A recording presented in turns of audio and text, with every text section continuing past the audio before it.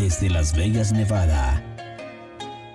Iniciamos con el programa Hablando de bienes y raíces con Castillo y sus invitados. Comenzamos.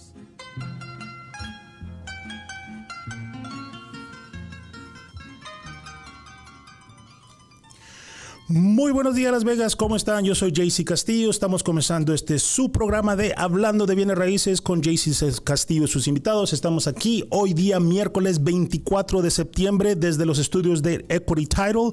Estamos aquí una vez más en Las Vegas, trayéndoles información y una vez más trayéndoles invitados especiales para que ustedes puedan conocer más de ellos y también conocer de las corporaciones con quien ellos representan. Vamos a dar la bienvenida a los invitados especiales hoy y vamos a comenzar con Carmen. Carmen, muy buenos días. ¿Cómo estás, Carmen? Buenos días. Muy bien, gracias por tenerlos aquí. Claro que sí. Y también tenemos a Esteban. Esteban, muy buenos días. Buenos días, mucho gusto. Gracias por invitarnos. Claro que sí. Esteban y Carmen, si por favor me pueden regalar su nombre, su apellido y la compañía con quien ustedes representan, por favor, para que la audiencia los conozca y también entiendan un poquito más de la corporación que ustedes representan. Okay. Carmen.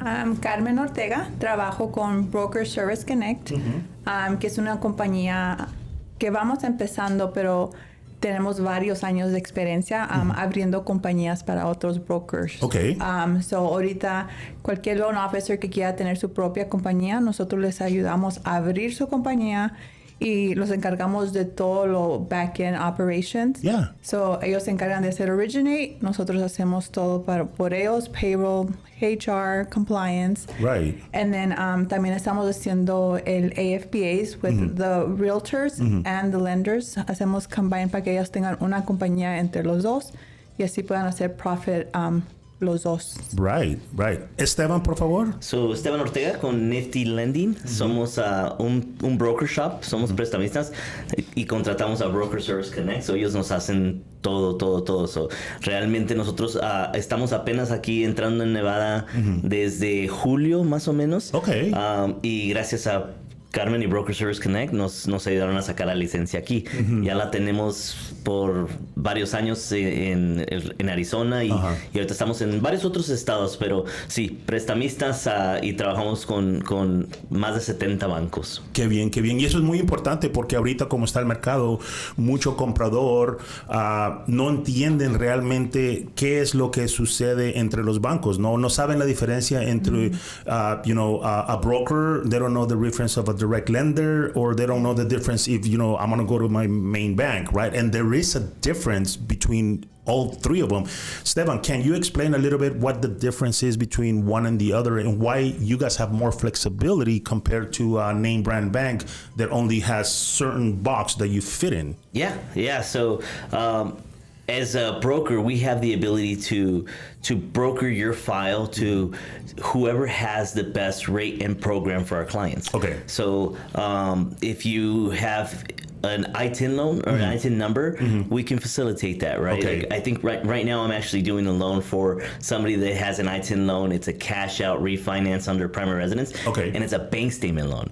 So there's just different quirks and tricks to every loan. Every loan is completely different. And that's one of the things with the broker world. I have the ability to shop that loan around to see who has the best benefit for my client in their situation. Whereas if you're a retail lender, like some of the big banks out there, I'm not going to name, right? But they have this one platform where they still are going to sell off your loan to their servicer, whoever is servicing the loan. Yeah. But the difference is they have to follow their guidelines and their specific overlays. So they will be extra cautious to be able to make sure they can sell off the loan. Right.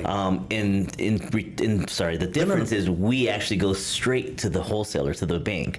Okay. So in the retail side, there's a lot more overhead because you have your underwriters in-house, you have your processors in-house, you have all your office space and overhead. And in the broker world, we're very skinny on fees. On overhead. So we pass those savings on to the consumer. Right. And then depository banks, like your big banks like Chase, and credit unions, things like that, they also have their own portfolio loans. loans. So there's a lot of times they can't even do FHA loans. Yeah. Which is pretty crazy to me because that's our demographic, right? Correct. So Yeah. that's the huge difference. It's a lot about flexibility and knowledge of programs, shopping around, getting a good loan officer that's going to look out for your best interest, right, and not a quick paycheck. So let me ask you a question. So as you're sitting there with a first-time homebuyer, right, y lo estás entrevistando, mientras ellos te están dando información, tú automáticamente ya estás diciendo, voy a poder someter este préstamo con este banco o con esta línea o voy a poder moverlo aquí.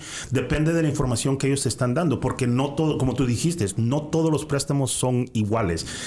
El préstamo del compadre que todos conocemos, que nos dice que no es bueno comprar, nunca va a ser igual con el de la comadre, ¿no? Y eso es algo que nuestra comunidad tiene que entender, que cada individual es un préstamo totalmente diferente. Exactamente. Right? ¿Qué mensaje le puedes dar tú a esas personas que ahorita están una vez más pensando, bueno, no sé si compro, no sé si califico? Porque un problema que nosotros sabemos en la comunidad hispana es de que nos autodescalificamos automáticamente. Así es. Tengo un pago tarde, ya no califico. Y no es así, right? Sino que tienen que hablar con un prestamista para asegurarse si califican o no. Muchas de las veces has tenido tú alguna situación donde la persona pensaba que no calificaba y de repente salió donde, sí califica.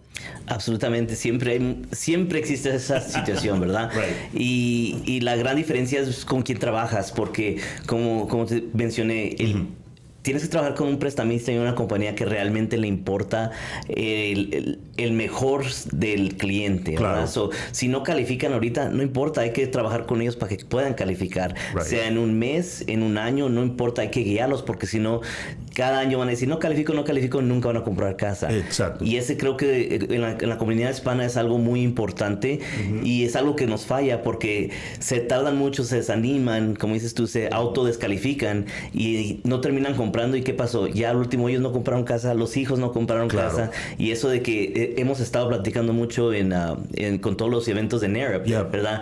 Generational Wealth, right? Y si no, tienen que empezar en algún lugar, ¿verdad?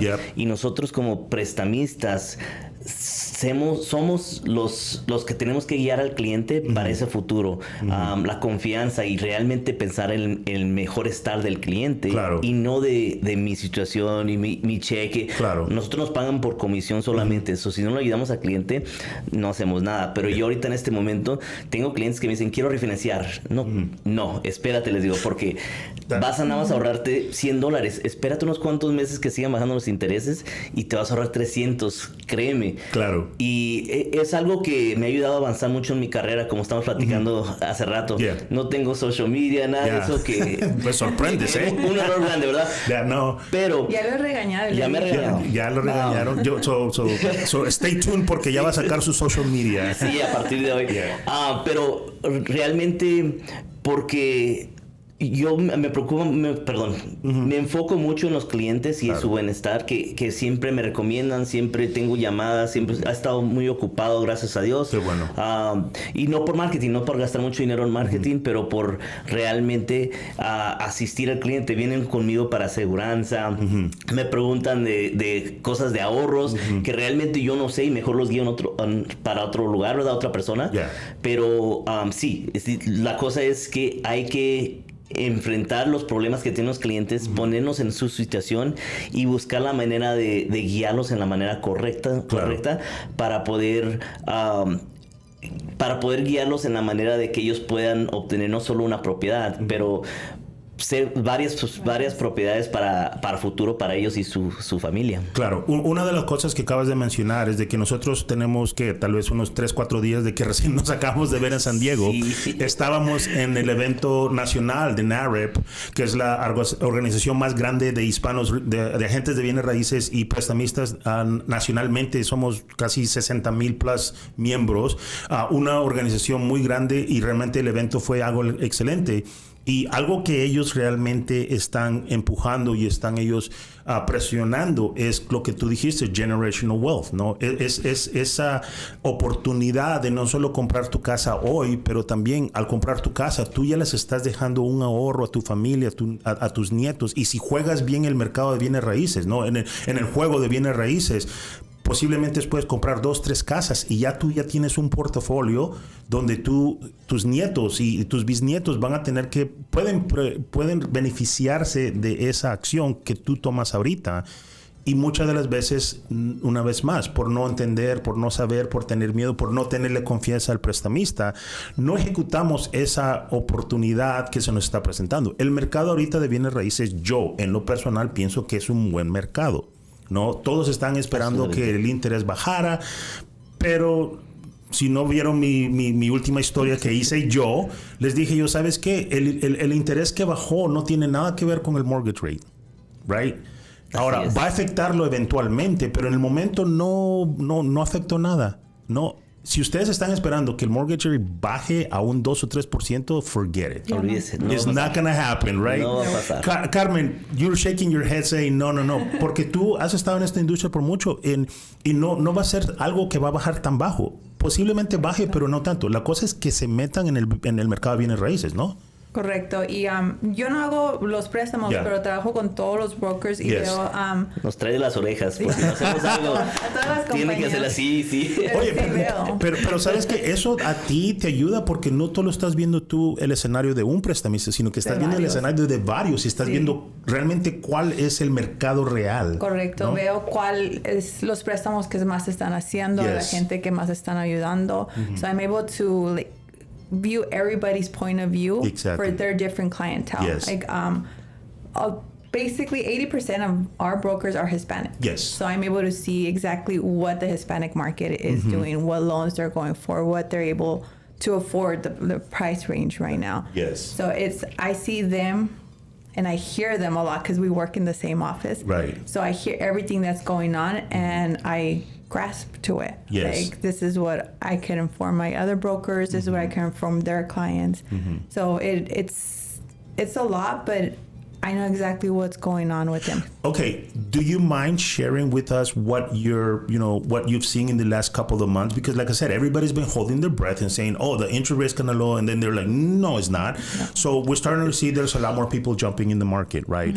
Me personally, here in the title company, we see a lot more contracts coming in and addendums coming in and counter offers coming in where the seller is paying, $20,000 worth of closing costs. We were not seeing that 7 months ago, right? And if the market gets tighter, we're not going to see that 7 months from now. So this is the perfect opportunity for you to negotiate that. Right. Would you mind sharing with us kind of like what you're seeing and saying, look, you know what, this is kind of like the number one loan that I'm seeing, and this is how it's being set up and everything, even though, again, right, every loan is very different, but you see the mass of it.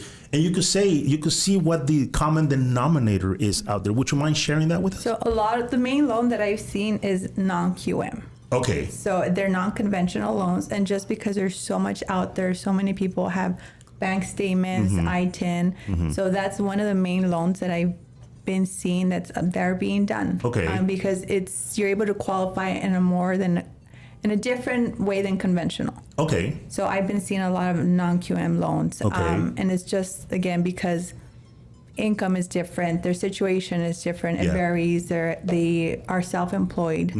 So that's one of the main ones I've been seeing. Okay. And I can actually, if I could jump in real quick. Jump in, yeah. So, and it all depends on how you guide your client, right? Okay. So, to me, I have a self-employed borrower who obviously the government's never been able to correctly figure out how to qualify these borrowers, right? Because as a business owner, I don't want to pay the IRS, right? So I write everything off. I write my dog off if I could. I'll give him a social. So listen, le compras you put a vest on him. And that's marketing. That's marketing. So there's never a good way. So I see a lot of loan officers. Oh yeah, you have to amend your taxes. You have to amend your taxes, and yes, certain situations, yes. But not all the time. You should look at overall the whole scenario, because would you rather put 10% down and do a bank statement loans where they take pretty much 90% of the deposits? Correct. Or would you rather pay the IRS $20,000 that you're never going to see again? Right. I'd rather put it down as a savings in my house because it's there in equity, right? It is. So it's all about getting to know your clients, what their best interest is, not only now, but also 2 years from now, 4 years from now, 5 years from now, because I've seen so many times where they've they've amended their taxes, they get their house, they go amend them back, and that's not a good thing, because next thing you know, the IRS is going to be like, wait a minute, I don't think you're truly making this. I think you're making more. Yes. And what does the IRS want?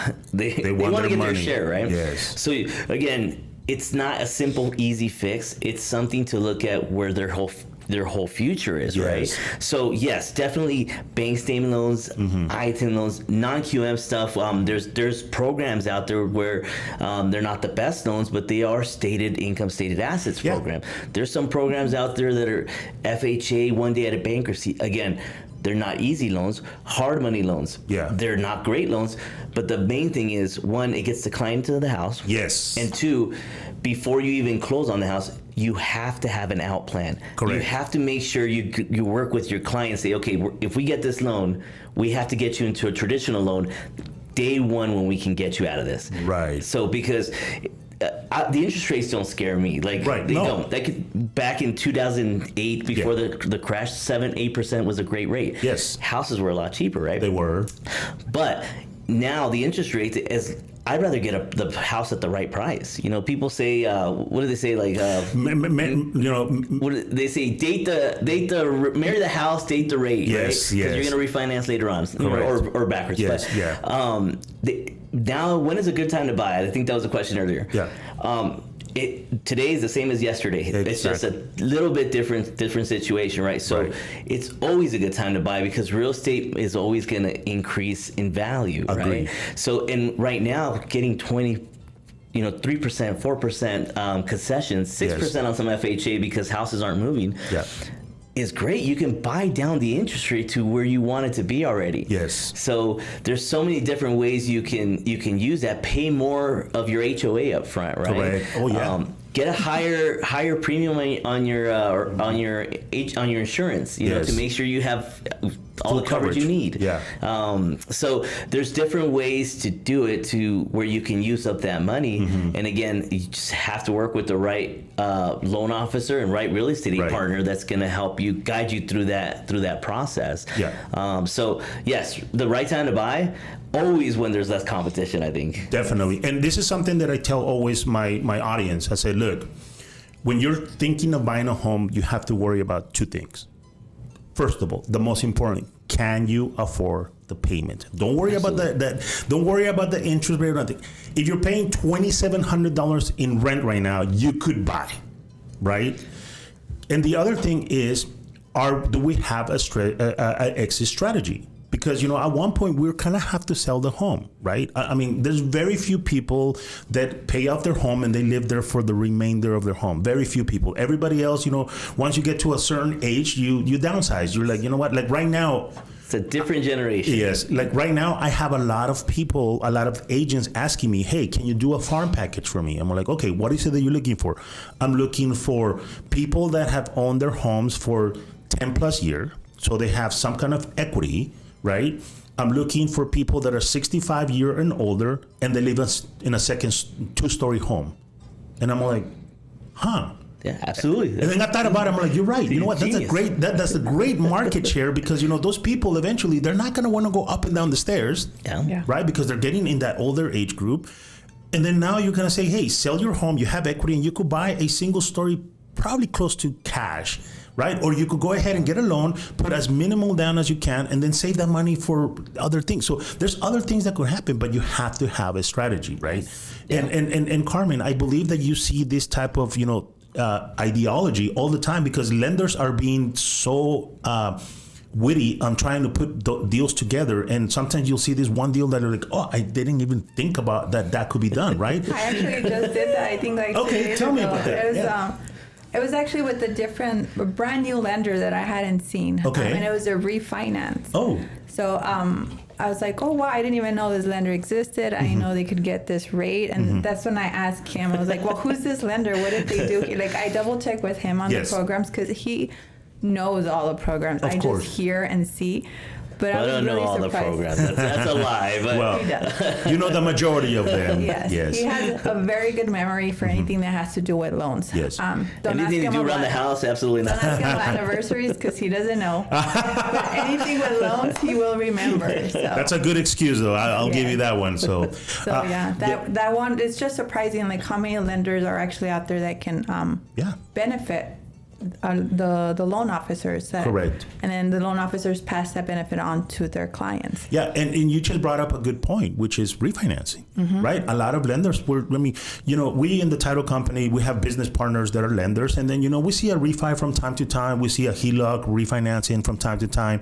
But then all of a sudden we see this very, solid refinances where they're cashing out, and then they have a plan that they're going to buy another home or, whatever. And I'm like, man, refinancing right now, if you have the ability, right, and it makes sense, you could probably purchase another home at the moment, because if you bought 10 years ago, you bought a pretty good price, right? And that's the benefit, and that's the beauty of real estate, right? You buy your home to be able to benefit from the value in the future. Absolutely. Right? For the while, like you mentioned, 2008, we saw, between 2006 and 2008, everybody was refinancing every 6 months because the value of the home was just skyrocketing. Well, you know what? After that, it popped, right? And right now, everybody's like, oh, we're waiting for the market to pop. I'm like, the market is not going to pop. Now, the market is correcting itself because we have a lot of overpriced homes, and we know that.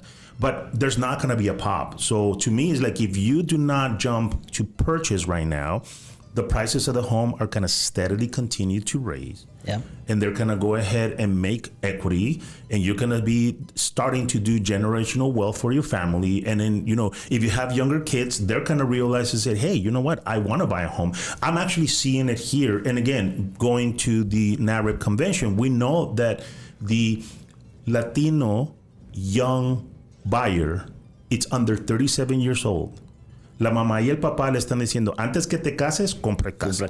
Antes que compres carro, compra casa. Antes que tengas hijos, compra tu casa. So that young generation, they're buying homes. And they're like, buying small homes. They're buying like the small little condos, and they don't care. You know what? Hey, I'm going to start here because they see the future of what real estate is all about. That's a big difference from when we were in 2008, where, people were just like, really not knowing what the market was, especially the Hispanic market. Now they're savvy. Now they know. They went through the whole up and down, and they're like, we're not going to let you make the same mistakes that we made. Prepárate, edúcate, arrímate con el que te trae confianza, el que te educa también. And that makes a big difference, doesn't it, Esteban? Absolutely. And true to what you're saying, a lot of lenders now, even different lenders, like I don't know if we should name drop lenders, right? Are they're switching their focus. Like we saw it at this NAREP, right? Yes. They're switching this focus, and they see the movement in the Hispanic market. Yes. So it's a total different industry. I heard it at the from Sarah Rodriguez at the NAREP 250 in Arizona. We are built for this market. Hispanics are built for this market because we're used to having more than one person living with us. So buying properties together is huge, right? Yes. Building that trust. And that goes a long way in the Hispanic market.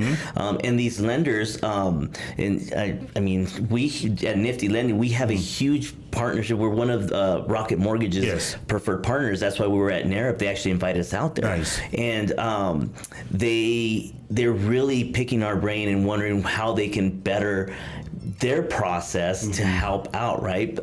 So they're not the only ones. There's a lot of lenders out there trying to see and focus their attention on what's obviously the growing market. Right. So yes, most definitely. Right now, the movement is real. And going to these events, it's just kind of inspired us even more to focus our attention on really guiding our clients. Yes, and it's great because going to these events, right, being part of an organization like NAREP, you get to meet the Saras.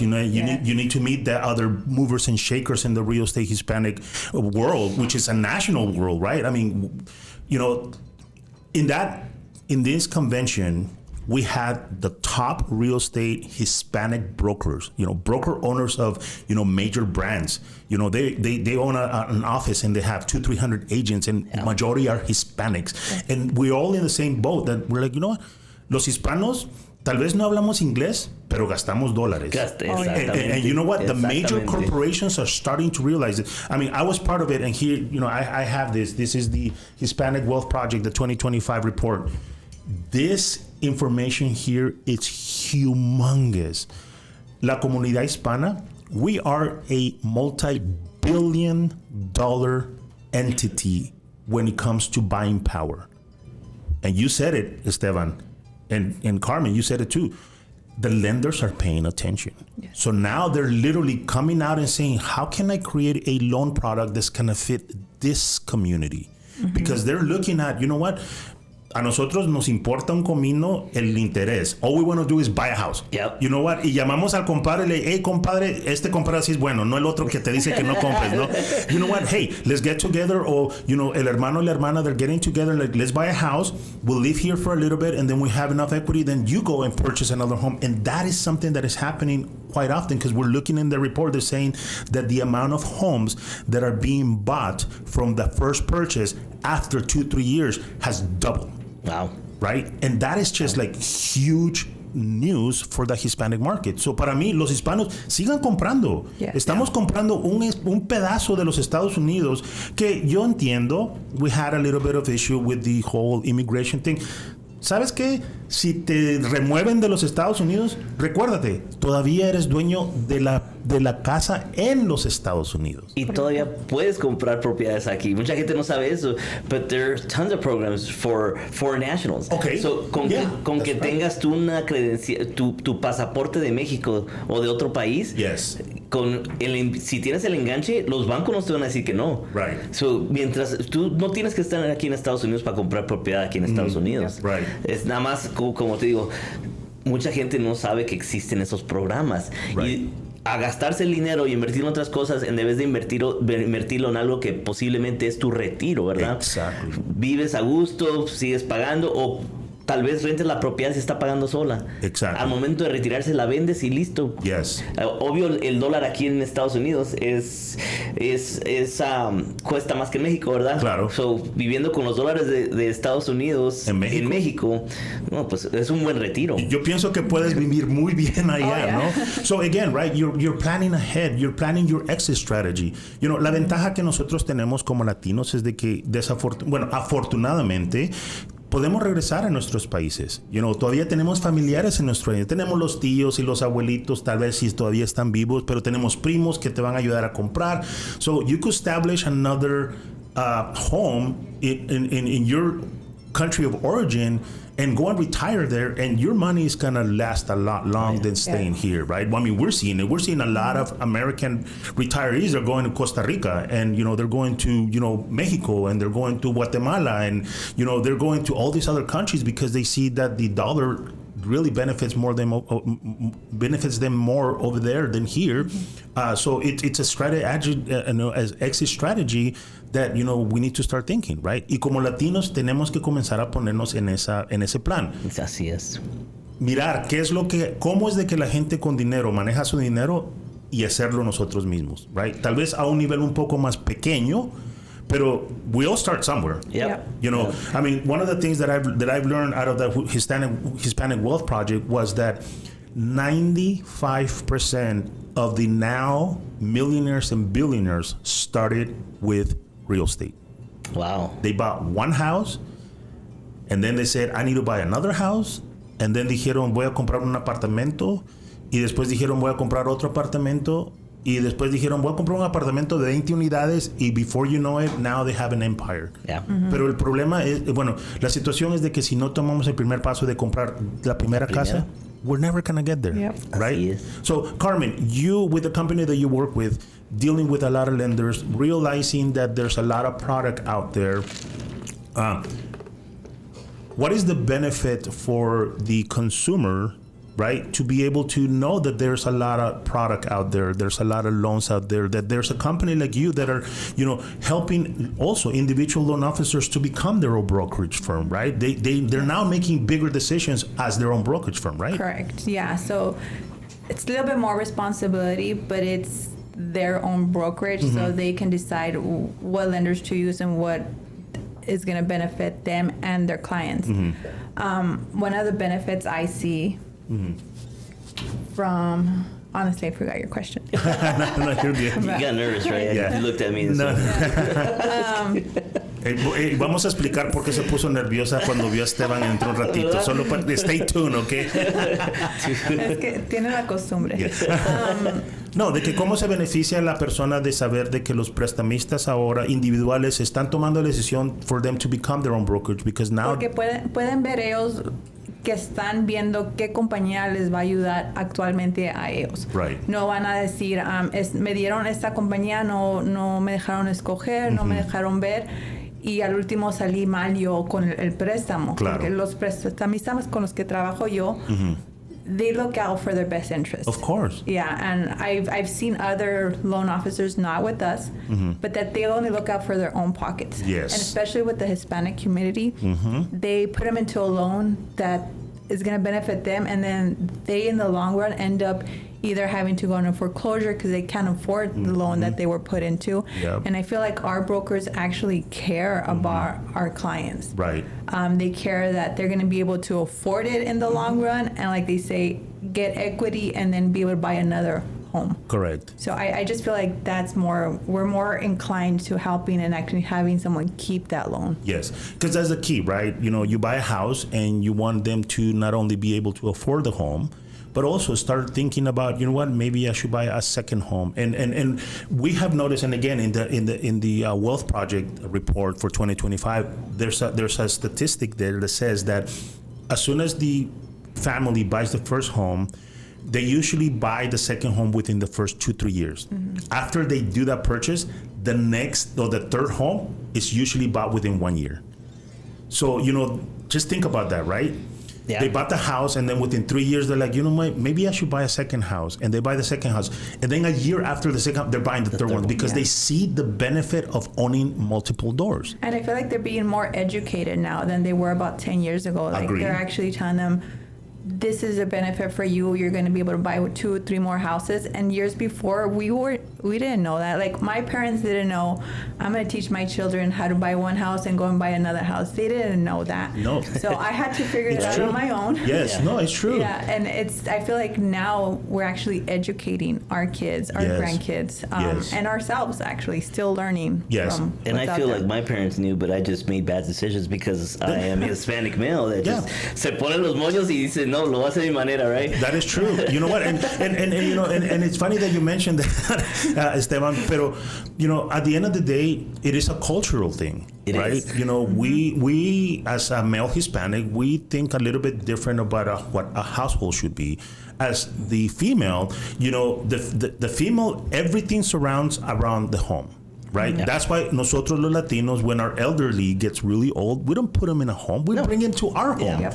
Right? And she's sitting there, la abuelita sitting there telling stories about when your papi was, little, lo teníamos que corretear de toda la... You know what I mean? But that connection in family in the home is huge for our families, right? And I hope my kids hear this because they want to put me in a home already. So I truly hope they're listening to this. But when what you guys were saying, right, with women and Hispanic women, it's they're way more responsible than a lot of us Hispanic males, right? Agreed. We want like all the nice things, and we're impatient. Yes. Where Hispanic women are like, hold on, like no, let's think about this. Let's take a step back. Yes. And we're actually looking for a very strong Hispanic woman group to come to our brokerage because very cool. We do want that. We don't want it to be like like back in the day with these lenders. It's all the boys club, all males club. It doesn't work that way. That's not our industry. No. Right? So I feel like it's that time for like women empowerment, women in this industry to actually be heard, be seen, because but we still matter. Well, still- you do. Oh yeah, of course. It don't matter, but I feel Yes. like there's women out there who are closing a lot of loans. Yes. And they're not only lenders, they're moms, they're wives, they're sisters. Yes. Daughters-in-law. So there's so much responsibility, and they're still killing it out there. They're doing an amazing job, and I want that to be seen. Carmen, I think you just brought up a really good point, right? The male, we're providers, right? We've been, I mean, if you go back to the caveman times and everything, our job was just to go hunt, bring it back, and then go back again and hunt. The women had to figure out how to, save that meat, how to cut it up, how to make, out of the hide, how to make clothes and all. I mean, there's so many other layers that you guys provide to the industry. And having powerful women that are killing it in loans, right? I know a lender that's doing like about 60 loans a month in this current market, right? And then, like you said, not only that, but she's a mom. She goes and takes care of her kids, she cooks, she cleans them and everything, and it brings me around to you guys' scenario, right? You guys are a married couple. Yes. And you guys are in the industry, and we were talking off the air, but you guys been married for 10 years. It's a very tough industry because it's a very stressful industry, right? I mean, you have lenders that, or people that, want to do a loan, and then you tell them this is the right path. They're like, no, I want to go this way, and it gets you frustrated and everything. But, being able to separate your, business life from your home life and still being married together to each other, that says a lot, because you guys been able to, be in the same wavelength, right? Sometimes, and my wife is in the industry as well, sometimes we talk about, our transactions during the day at dinner time.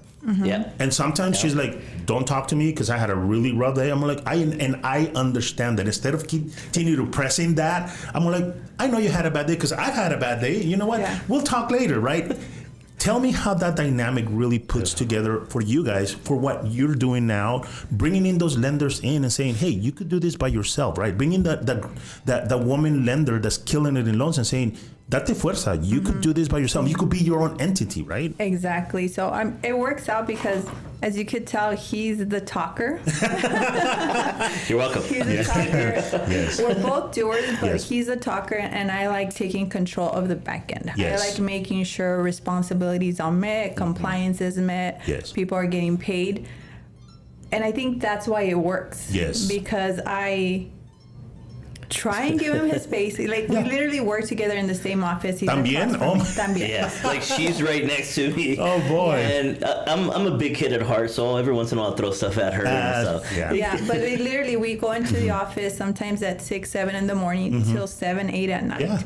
And then we still go home, and we have, our youngest daughter is 17, so Okay. she's a senior this year. Yeah. So there's still so much we want to do before she leaves us. Yes. Before I start crying because my baby's leaving. Yes. So there's a lot I want to do with her, but I think he understands a lot of that, even though sometimes he is very particular in things, and I think he is Vamos a salir bossy. peleados, eh? Vamos a salir peleados. He's a little bossy, but because it's his job, it's Right. his client. Of And course. so I kind of have to learn to take a step back. And if I get yelled at, I know Carmen HR is getting yelled at, and our Carmen, the wife, is Right. getting yelled at. And I So don't that's- yell that often. No. But No, you know no, what? he doesn't. But you know what I think is important, because in the realty transaction, everybody has their role. Everybody stays in their own lane. Like the lender does the loan, title does title, escrow does escrow. The realtor that you're representing the buyer does the buyer representation. The seller. If you're that one person and you know who you are, that starts getting into, I know loans, and you know what, that loan that you're doing is not the right loan, and you don't know what's really happening in the conversation. This is how title you should be done. Like, no, I'm the title expert, get out of my lane, right? Yes. You always kind of have an issue. But if you learn to say, you know what, I'm going to step back and let the professionals handle it. And yes, we're going to have heated conversations. We're going to have, conversations that need to be had, because sometimes I have to come in and say, no, we can't take title that way because of it. No, pues a mí la próxima, the last company, well, they did it wrong. I'm sorry, but we want to make sure that we set you up for the future so you don't have any issues, right? Sometimes that friction could really kill the deal.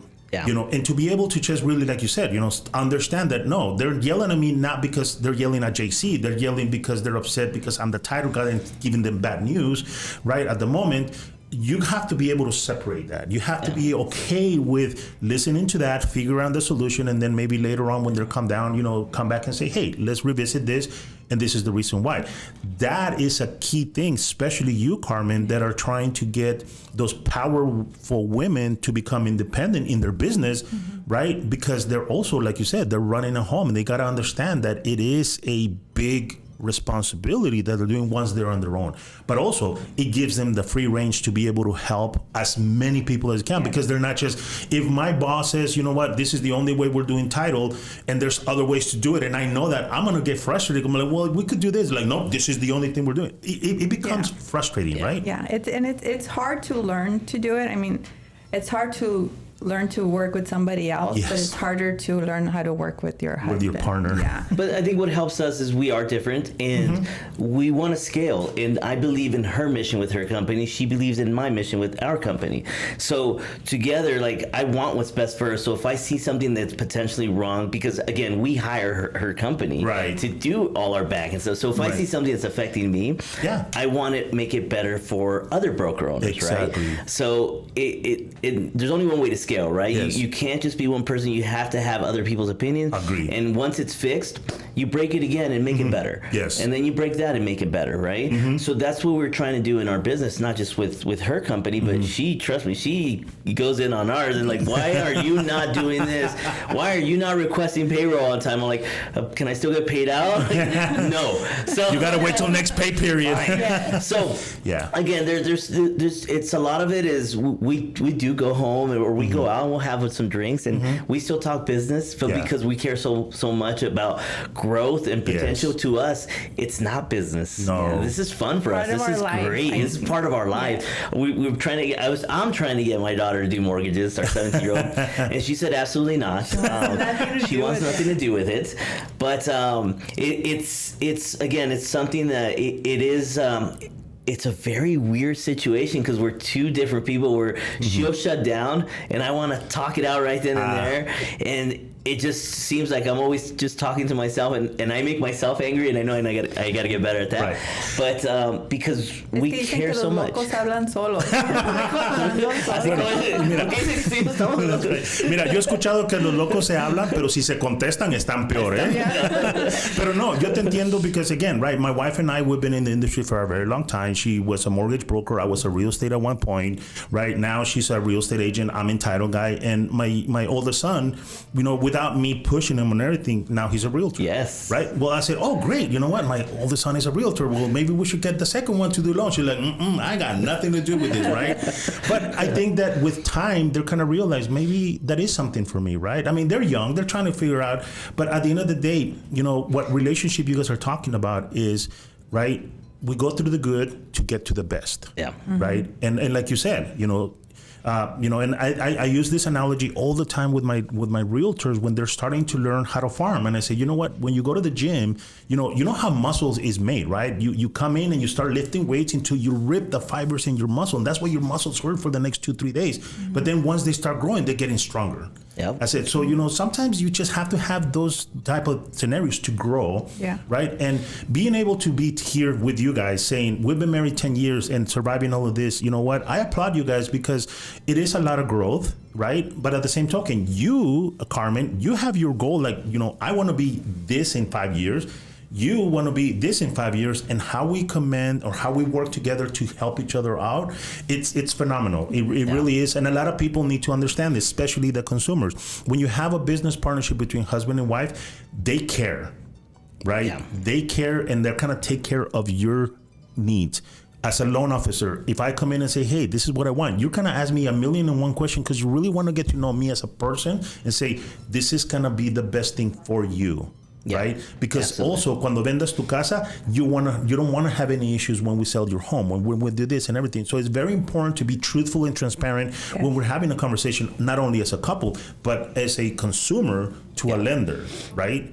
Do you agree Absolutely. Or disagree with that? Oh, 100% agree. You have to treat your clients genuinely. You have to treat them like their family. Yes. Right? Yeah. That's very important in our market, especially, right? Exactly. And it's huge because, like you said in the past, if you can afford a rent, you can actually, I'm going to set this out right here, but that's okay. It's going to look weird, but if you can afford rent, you can afford a mortgage. Yes. Yes, absolutely. And a lot of people, we get them qualified and they qualify for $1 million house, let's say. Should they buy a $1 million house?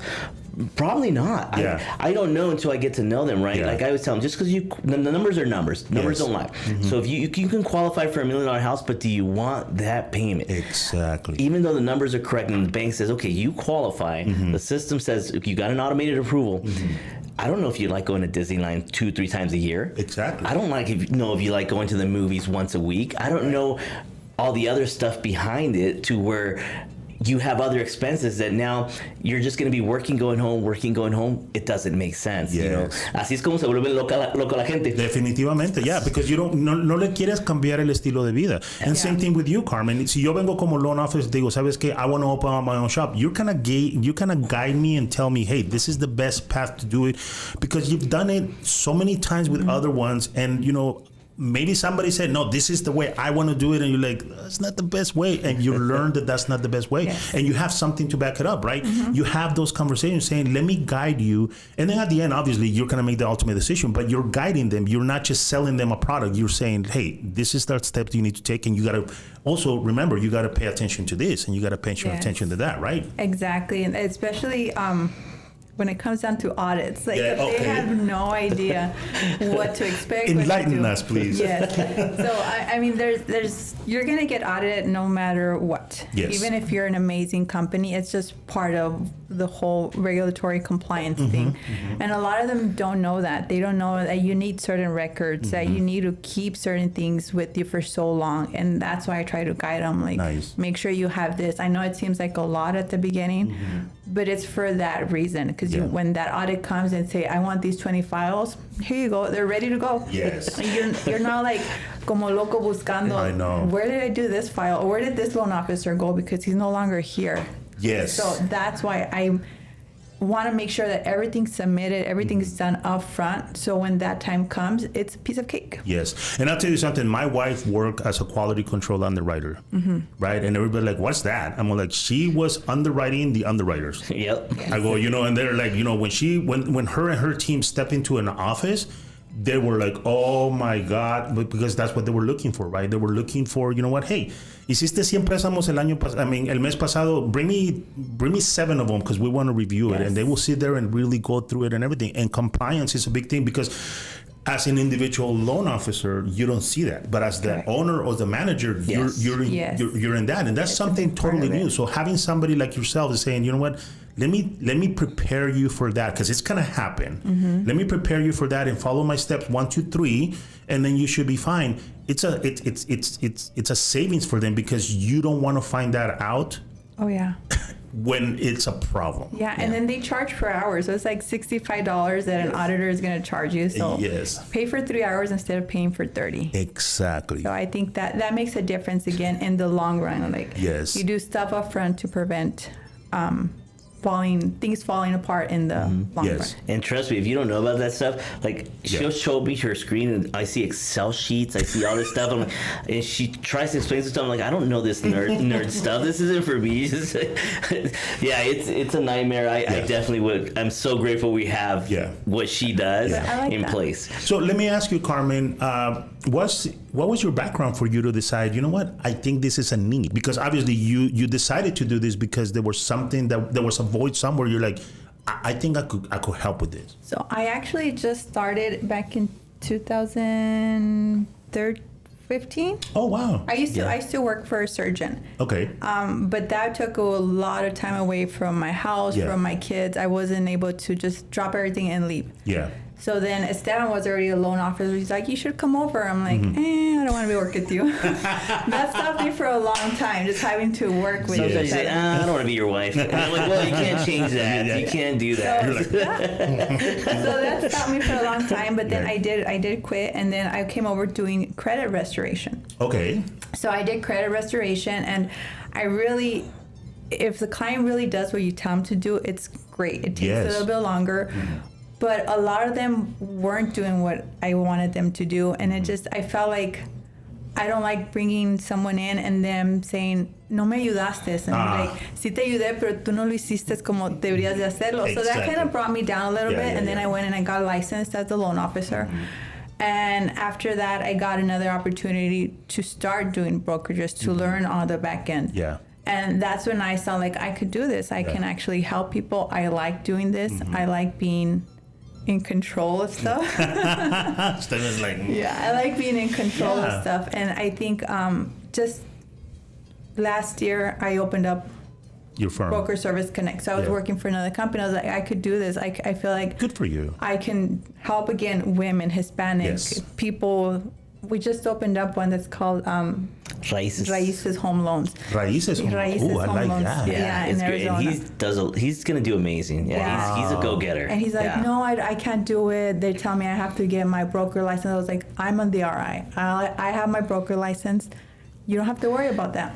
And that's huge because some companies out there, bigger companies, UWM, they have a platform for that, and it takes them 3-4 months to do it. Wow. And in Arizona, Carmen in 2 weeks will help you start a brokerage. You're all set up. Your company is set up. From the everything. LLC to everything, because she is the responsible individual out there. Nevada's a little more because Nevada brick and mortar, and the state of Nevada is they're different. We're complicated. They're complicated. So usually, from what I hear, it takes 9-10 months to 2 years to open up. But Carmen did it in 5 months. Yeah. But also remember that, you know, when the whole market crashed, you know, who was the leader on, you know, hey, you guys didn't do what you were supposed. It was not. So that's why we have so many regulations now, which is better for the consumer. It sucks for the companies because they're like, oh my God, so many layers. But it's like, no, we have to protect the consumer because, you know, we didn't do our part. I'm a little biased on mine though because she's stressed and she's the reason I'm like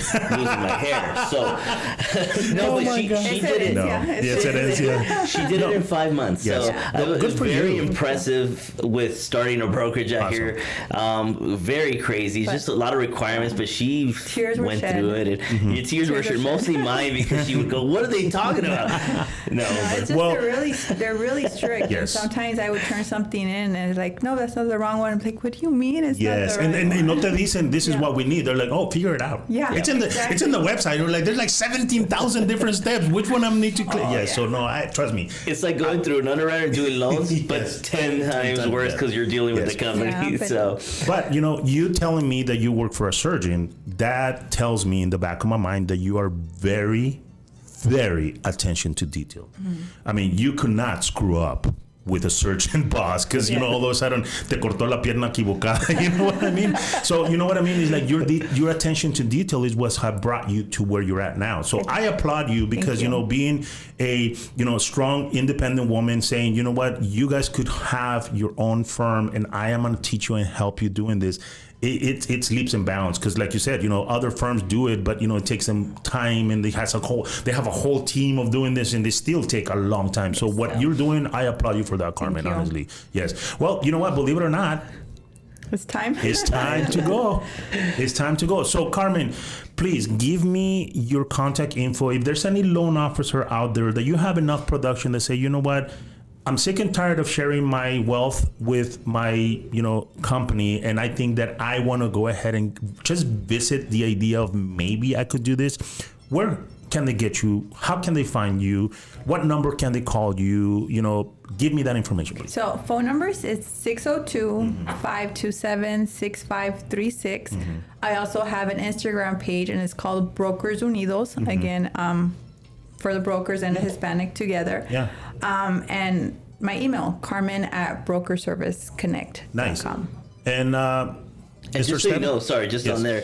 So we really care about winning. She really cares about winning. So it's actually a small profile fee. So there's not really an upfront cost. Oh, just an FYI. That's good to know. We charge on a profile, so I'm not gonna. We don't charge you $5,000 upfront to get your company started. Yeah. It's depends on the plan you pick, but we're only gonna charge you if you close a loan.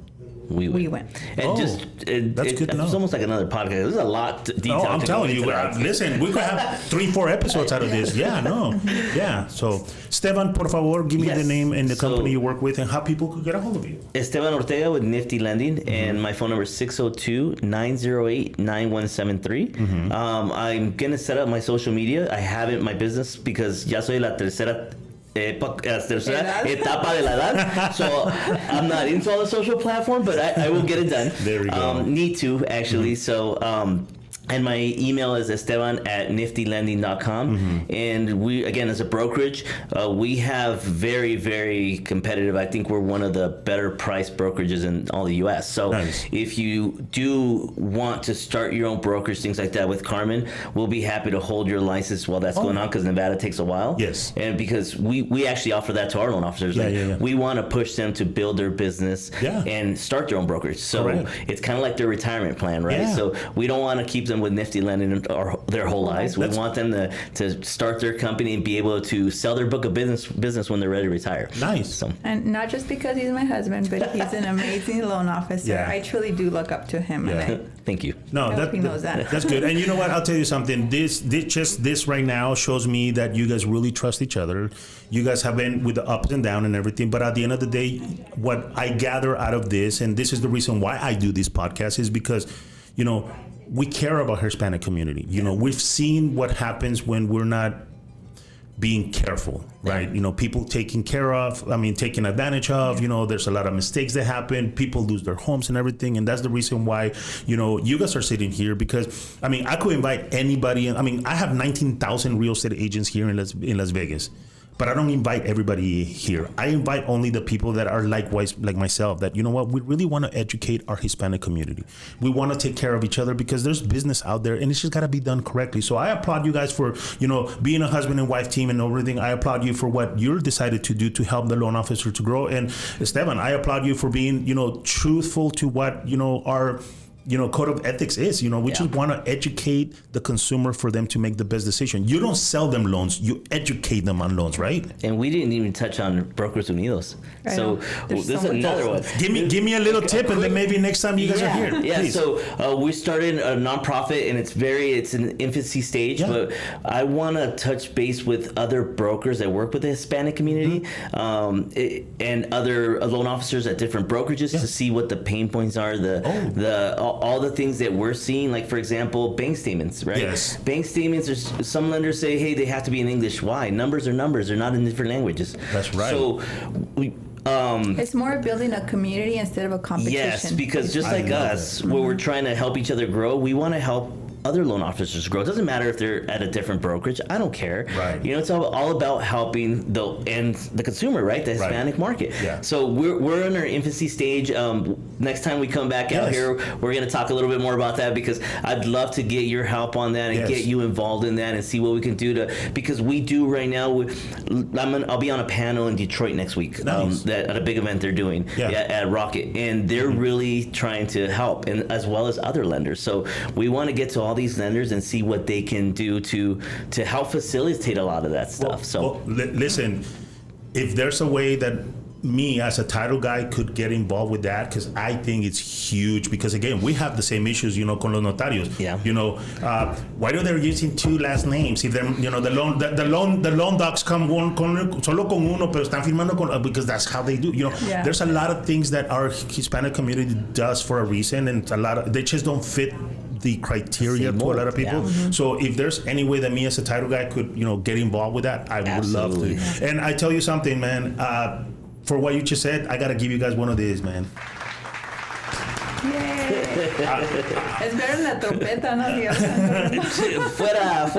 Yeah, la trompeta checar la casta. Don't worry about it. But no, so I honestly applaud you guys. I want to help out, because, you know, again, I believe that my Hispanic community, especially in the title side, needs to be catered to a little bit different, right? You know, tenemos notarios que hablan español, but sometimes that's not enough, right? The lender needs to understand also why there's certain things, you know, why the names are different or why the names are this way and everything. So, you know, I mean, I would love to be able to have a cheat sheet on in Spanish and saying, you know, this is, you know, this is lo que su nota is, you know, this is what the, you know, deed of trust is and everything, just so they understand really what, and they feel comfortable.